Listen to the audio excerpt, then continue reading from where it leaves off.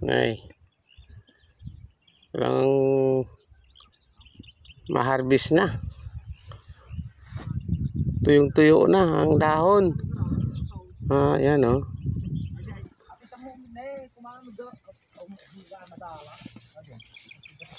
Ayan guys, oh. Talagang medyo makulimlim. Grabe.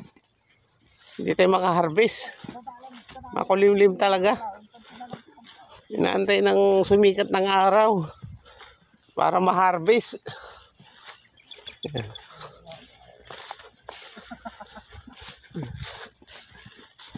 Guys, pag hinarvest to,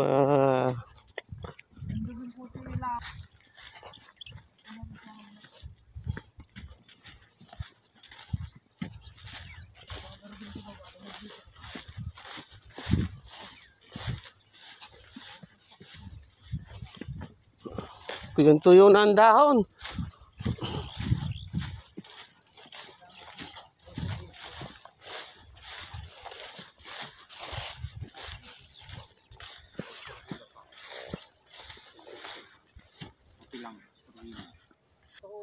Ayan guys, oh.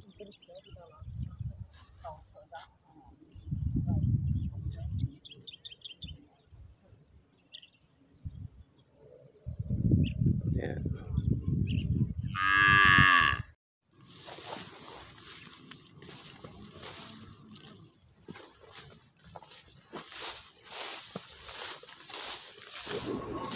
Ayan guys, oh, ang ganda ng mais, oh. Ayan, oh. Malapit na pong harvestin ang ating mais. Ayan, ang ganda. Oh, tinanggalan na yung tuktok. Pwede kainin ng kalabaw yan guys. Tinatanggal kasi kinakain ng kalabaw para dahon tuyo. Mabilis po siya matuyo para madali lang harvestin. Yan. Yan guys, pag ganyan. Sariwa pa yung dahon. Pero pwede na harvestin yan guys pag ganyan. Ganyan ang dahon, pwede na po. Yan. So, ang ganda ng mais. Grabe. Kaso lang, mura ng presyo ng mais. Yan guys. Ito na guys, oh. Ang ganda ng tanawin. Ang ganda ng taniman ng mais. Guys, ang luwag. Yan. Grabe. Ang luwag talaga. Yan. Ang ganda. Wow. Ang ganda ng tanawin. Oh. Yan guys, pwede na harvestin to. Taniman ng mais. Ang ganda na.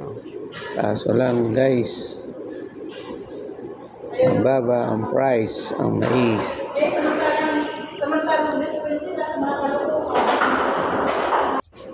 Yan guys, oh. Yan, ganda.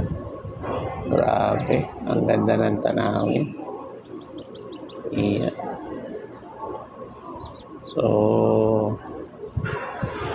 luwag ang taniman ng mais guys. Grabe, ang luwag. Ganda ng tanawin. Grabe. So, amazing. Amazing talaga. Grabe. Oh, ang ganda ng ating tanawin. Walang sikat ng araw dahil makulimlim po siya. Yan guys.